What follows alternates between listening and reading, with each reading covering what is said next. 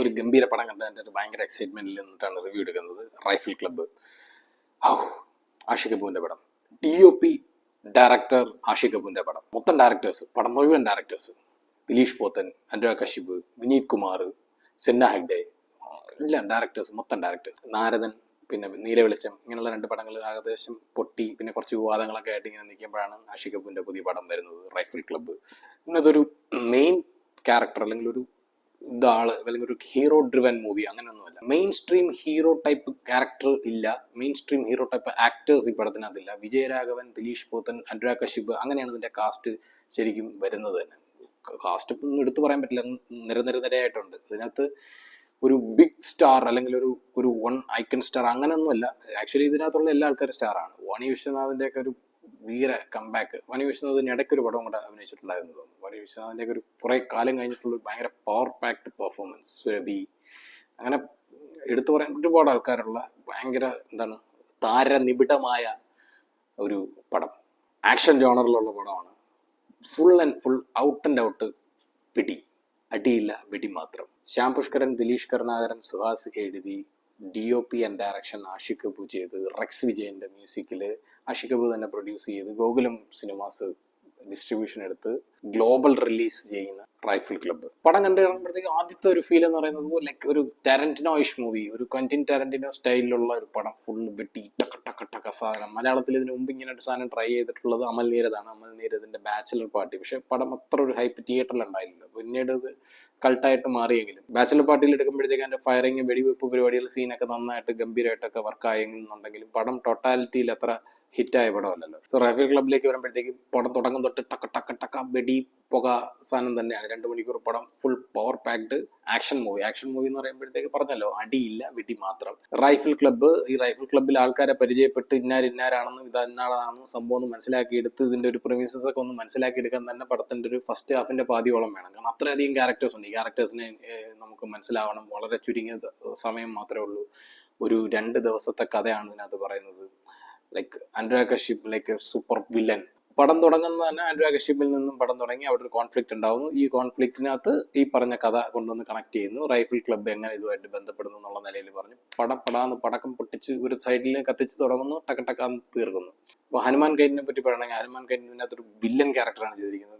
ഹനുമാൻ കൈറ്റിന്റെ പാട്ടൊക്കെ ഹിറ്റായി നിൽക്കുന്നതുകൊണ്ട് പുള്ളി ഒരു ഗ്ലോബൽ സ്റ്റാർ ഇമേജ് ഒക്കെ ഉള്ളതുകൊണ്ട് പുള്ളിക്കാരനെ പടത്തിൽ ഇങ്ങനെ കൊണ്ടുവന്നിട്ട് ജസ്റ്റ് ഇങ്ങനെ ഒന്ന് കാണിച്ചിട്ട് അങ്ങനെ അങ്ങ് കൊണ്ടുപോകും, അല്ലെങ്കിൽ ചെറിയൊരു ക്യാരക്ടർ വന്നിട്ട് അങ്ങ് പോകും എന്നൊക്കെയാണ് കരുതിയത്. പക്ഷെ ഹനുമാൻ കൈറ്റിന് ഗംഭീര പെർഫോമൻസ് ആണ് പുള്ളിക്കാരൻ. ആ ക്യാരക്ടറും അത്രയും രീതിയിൽ കൊടുത്തിട്ടുണ്ട്. ലൈക്ക് അനുരാഗ് കശ്യപ്, ഹനുമാൻ കൈറ്റ്, ആ ഒരു ഗ്യാങ്, അതിനകത്ത് തന്നെയാണ് ഈ സെന്ന ഹെഗ്ഡെ, നമ്മുടെ ഡയറക്ടർ സെന്ന ഹെഗ്ഡെ ഒക്കെ വരുന്നത്. ആ ഒരു ഗ്യാങ്ങിൽ ഇപ്പുറത്തെ സൈഡിൽ ദിലീഷ് പോത്തൻ, വിജയരാഘവൻ തുടങ്ങി ഇങ്ങോട്ട് വിഷ്ണു അഗസ്ത്യ, സുരേഷ് കൃഷ്ണ, വാണി വിശ്വനാഥ്, സുരഭി, ആ ഒരു ഗ്യാങ് ഇത് അങ്ങനെ തകർത്ത് ഇവിടെ ഒരു ദർശന എടുത്തു പറയേണ്ടത്.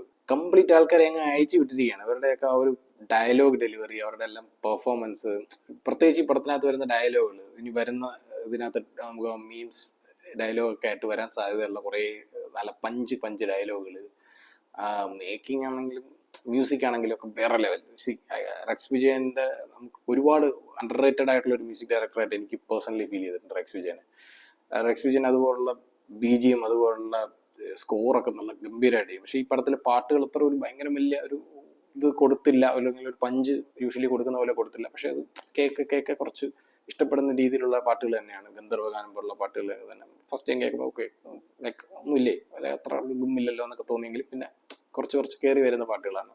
വിട്ടുപോയ കുറച്ച് പേരുകളോട് പറയാം. വിനീത് കുമാർ, ഉണ്ണിമായ, റംസാൻ, ഇവരുടെയൊക്കെ. റംസാൻ ശരിക്കും ഞാൻ പറഞ്ഞ ആ പാട്ട് വന്ന് ജസ്റ്റ് പാട്ടിലങ്ങ് പോകുമെന്നാണ് വിചാരിച്ചത്. പക്ഷെ റംസാന്റെ ക്യാരക്ടർ പടത്തിനകത്ത് നല്ല ഇമ്പോർട്ടൻ്റ് ആയിട്ടുള്ള ക്യാരക്ടറാണ്. ആക്ച്വലി കോൺഫ്ലിക്റ്റ് ഉണ്ടാവാനുള്ള കാരണം തന്നെ പുള്ളിയാണ്. അപ്പം അതൊക്കെ നല്ല വെറുതെ ഒരു പാട്ടിനോ അല്ലെങ്കിൽ ഒരു ഡാൻസിനോ വേണ്ടി വന്നു പോകുന്നതല്ല.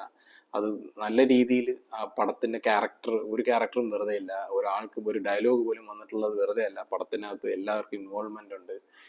ചെറിയ ക്യാരക്ടർ അല്ലെങ്കിൽ ഒരു വീട്ടിലൊരു ജോലിക്കാരൻ എന്നുള്ള നിലയിലുള്ള ആള്, അല്ലെങ്കിൽ ഒരു പാസിങ് ഷോട്ടിൽ വരുന്ന ആളുകൾക്ക് പോലും വളരെ ഇമ്പോർട്ടൻസ് കൊടുത്തുകൊണ്ട് തിരക്കഥയിൽ എല്ലാവർക്കും അവരവരുടേതായിട്ടുള്ള സ്പേസ് കൊടുത്തുകൊണ്ട് നല്ല രീതിയിൽ മേക്ക് ചെയ്തിട്ടുണ്ട്. ഫാമിലി ഓഡിയൻസിന് ശരിക്കും എത്രത്തോളം ഇതിനകത്ത് എൻജോയ്മെന്റ് ഉണ്ടാവും എന്നറിയില്ല. കാരണം പടം തുടങ്ങുമ്പോൾ തൊട്ടൊരു raw kind of dialogues and വെടിവെപ്പ്, അങ്ങനത്തെ ഒരു ഭയങ്കര സ്വാഗ് ഉള്ള ഒരു ഒരു ക്ലബ് മെമ്പേഴ്സ്, ലൈക്ക് ഒരു 3 ഫാമിലിയിലുള്ള ആൾക്കാരാണ് മെയിനായിട്ട് ഈ ക്ലബ്ബിൽ മെമ്പേഴ്സായിട്ട് വരുന്നത്.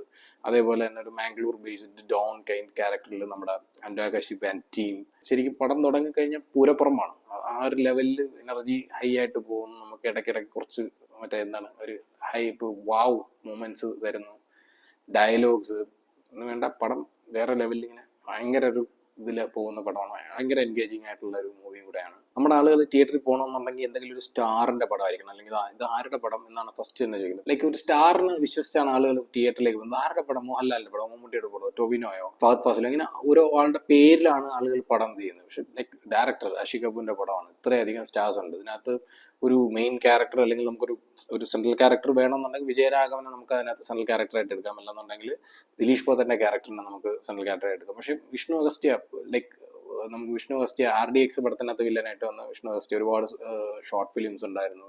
യൂട്യൂബിലൊക്കെ ഇറങ്ങിയ കരിക്കിന്റെ ഫ്ലിക്കിനകത്തൊക്കെ വന്നിട്ടുള്ള ഒരുപാട് ഷോർട്ട് ഫിലിംസിനകത്തൊക്കെ വന്ന വിഷ്ണു അഗസ്ത്യ ഇപ്പോൾ കുറച്ചുകൂടെ ഫെമിലിയർ ഫേസ് ആയിട്ട് വരുന്നുണ്ട്. വിഷ്ണു അഗസ്ത്യയെ പറ്റി പറയുമ്പോഴത്തേക്ക് പുള്ളിക്കാരൻ ഭയങ്കര ഗംഭീരമായിട്ട് കയറി വരുന്നുണ്ട്. ഇപ്പോൾ പുള്ളിയുടെ പടങ്ങളിൽ ഇപ്പം ഇതിനകത്തെ ക്യാരക്ടർ ആയിക്കോട്ടെ, ഇപ്പോൾ IFFK ആക്ച്വലി സ്ക്രീൻ ചെയ്തിട്ടൊരു മൂവി ഉണ്ടായിരുന്നു സംഘർഷഘടന എന്ന് പറഞ്ഞാൽ, അതിനകത്ത് പുള്ളി വരുന്നുണ്ട്. അങ്ങനെ വിഷ്ണു അഗസ്ത്യ ഇനി നമുക്ക് ശരിക്കും പറഞ്ഞു കഴിഞ്ഞാൽ ഒരു മെയിൻ സ്ട്രീം ആക്ടർ, ലൈക്ക് ഒരു ക്യാരക്ടർ റോളിലോ അല്ലെങ്കിൽ ഇപ്പോൾ ഹീറോ ആയിട്ടോ വില്ലനായിട്ടോ ഒക്കെ ഭയങ്കര ഫ്ലെക്സിബിൾ ആയിട്ടുള്ള ഒരു ആക്ടറും കൂടെയാണ്. ഓവറോൾ എനിക്ക് പടം നന്നായി ബോധിച്ചു.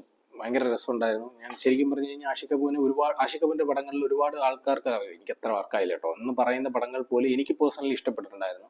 ഇനി അത് എനിക്ക് ആഷിക് കപൂറിന്റെ പടം ആയതുകൊണ്ട് എനിക്ക് ഞാൻ ഒരു കണ്ടീഷനിങ്ങിൽ വന്ന് എനിക്ക് ഇഷ്ടപ്പെട്ടാണോ എന്ന് എനിക്കറിയില്ല. പക്ഷെ പടം റിയലി ഗുഡ്. അത് ഞാൻ ഇങ്ങനെയുള്ള ഒരു കൈൻഡ് ഓഫ് പടങ്ങൾ, ആക്ഷൻ അല്ലെങ്കിൽ കുറച്ച് ഡാർക്ക് സൈഡ് വരുന്ന പടങ്ങളൊക്കെ ഞാൻ പേഴ്സണലി എൻജോയ് ചെയ്യുന്ന ഒരാളാണ്. ഞാൻ നേരത്തെ പറഞ്ഞ പോലെ ക്വാരന്റീനോ സ്റ്റൈലിലുള്ള ഒരു മേക്കിങ്ങും അതിൻ്റെ കാരണം അതൊരു റെട്രോ സ്റ്റൈലാണ്. അതൊരു ഏർലി 90s നടക്കുന്ന ഒരു സ്റ്റോറിയാണ്. അതൊരു മലയോര പ്രദേശമാണ്. അപ്പം അതിൻ്റെതായിട്ടുള്ളൊരു ടെറൈനും ഒരു കാട്, വെടിവെപ്പ് പരിപാടികൾ, ശരിക്കും നല്ലൊരു റെട്രോ സ്റ്റൈലിൽ. ടാരന്റിനോയുടെ തന്നെ ജാങ്കോ അൺചെയിൻഡ്, ഹെയ്റ്റ്ഫുൾ എയ്റ്റ്, അങ്ങനെ ഹെയ്റ്റ്ഫുൾ എയ്റ്റിനകത്തുള്ള ആ ഒരു ടെൻഷൻ ഉണ്ടല്ലോ, അവരുടെ ഒരു സ്പേസിൽ, ഒരു പ്രത്യേക സ്പേസിൽ കുറച്ച് ആളുകൾ വന്നിട്ട് അവിടെ ആരുമായിട്ടുള്ള ഫൈറ്റ് അല്ലെങ്കിൽ അങ്ങനത്തെ ഉള്ളൊരു സംഭവങ്ങൾ, ഡയലോഗ്സ്, അതുപോലത്തെ ഒരു ഫീല്, ഒരു സ്റ്റൈലും ഇതിനകത്ത് കൊണ്ടുവരാൻ ശ്രമിച്ചിട്ടുണ്ട്. ഒരു പ്രത്യേക സ്പേസിൽ നടക്കുന്ന കഥയാണല്ലോ. അപ്പോൾ ആ ഒരു റൈഫിൾ ക്ലബ്ബ്, അതുമായിട്ട് ബന്ധപ്പെട്ടുള്ള സംഭവങ്ങൾ, അതിൻ്റെ ആർട്ട് വർക്ക്, ലൈക്ക് ഈ പടത്തിൻ്റെ തന്നെ ആർട്ട് വർക്ക് നല്ല രസമായിട്ട് തോന്നുന്നു. അതിനകത്ത് VFX ബ്ലെൻഡ് ചെയ്യുന്നുണ്ട്. കാരണം കൊണ്ട സ്ഥലങ്ങൾ ഈ പറഞ്ഞ കണക്ക് ഒറിജിനൽ സെറ്റിൽ ഇങ്ങനെ ചെയ്തതാണോ അതോ VFX ചെയ്യുന്നതാണോ എന്നറിയത്തക്ക രീതിയിൽ ഒരു നല്ലൊരു സെറ്റപ്പുള്ളൊരു റൈഫിൾ ക്ലബ്ബും പരിപാടികളിൽ നല്ലൊരു വീട് പോലത്തെ ഒരു സംഭവം കാണിച്ചിട്ട് ഇത് കംപ്ലീറ്റ് അവസാനം വെടിവെച്ച് തകർക്കുന്ന രീതി, നല്ലൊരു മേക്കിംഗ് ക്വാളിറ്റി ഒക്കെ ശരിക്കും അതിനകത്തുണ്ടായിരുന്നു. എല്ലാ ഫ്രെയിമിലും ഒരു ഫ്രെയിം വെക്കുമ്പോൾ ഒരു 10 പേര് 20 പേര് ഇരിക്കത്തക്ക രീതിയിലുള്ള ഒരു ഗംഭീര സ്പേസ്, ആ സ്പേസിന് പടത്തിനകത്ത് ഉൾക്കൊള്ളിച്ചിരിക്കുന്ന രീതി, അങ്ങനെ എല്ലാം കൊണ്ട് തന്നെ ഒരു ഭയങ്കര ട്രീറ്റ് തന്നെയാണ് പടം. പക്ഷെ നാളെ തൊട്ട് ഇനിയും റിലീസുകൾ വരുന്നുണ്ട്. നാളെ ഇനി 2-3 പടങ്ങൾ റിലീസാവുന്നുണ്ട്. മലയാളത്തിൽ തന്നെ മാർക്കോ റിലീസാവുന്നുണ്ട്. ഒരു 3-4 ദിവസം കൂടെ കഴിയുമ്പോഴത്തേക്ക് മോഹൻലാലിന്റെ ബറോസ് വരുന്നുണ്ട്. ഒരു വെക്കേഷൻ തുടങ്ങുമ്പോഴത്തേക്ക് സ്ക്രീനുകൾ കിട്ടാനുള്ള സാധ്യത വളരെ കുറവായിട്ടാണ് എനിക്ക് തോന്നിയത്, പ്രത്യേകിച്ച് ഈ പടത്തിന്. ഒരു പരിധിവരെ ചെറുപ്പക്കാര് അല്ലെങ്കിൽ ഫൈറ്റ്, ആക്ഷൻ ഇങ്ങനെയൊക്കെയുള്ള സാധനങ്ങളൊക്കെ ഇഷ്ടപ്പെടുന്ന ആൾക്കാരെ ഒഴിച്ച് ഒരു ഫാമിലി അല്ലെങ്കിൽ ഒരു ഫുൾ കുട്ടികളും ഫാമിലി ആയിട്ടൊക്കെ പോയിരുന്ന് ആൾക്കാർ ഇങ്ങനെയുള്ള പടങ്ങൾ എൻജോയ് ചെയ്യുമോ എന്ന് ചോദിച്ചു കഴിഞ്ഞാൽ എനിക്കറിയില്ല.